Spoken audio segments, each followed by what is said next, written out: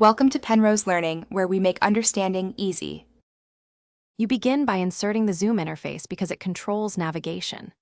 Open Insert, choose Zoom, and pick Summary, Slide, or Section Zoom. Each serves a different flow. You select the slides or sections you want and click Insert.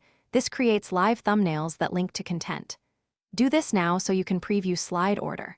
Once done, arrange the thumbnails on your slide. That visual placement affects audience focus and the navigation behavior during playback. You now configure how Zoom behaves because transitions and returns define the user experience. Select a thumbnail and use Zoom tools. Format to set return to Zoom if you want to come back after a section, or disable it for linear flow. Choose a Zoom transition speed and style for smooth movement. Make sure to resize and align thumbnails so they read well on screen. Consistent placement prevents distracting jumps.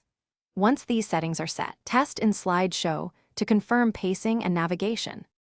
You finish by testing and fixing issues because a polished run depends on validation.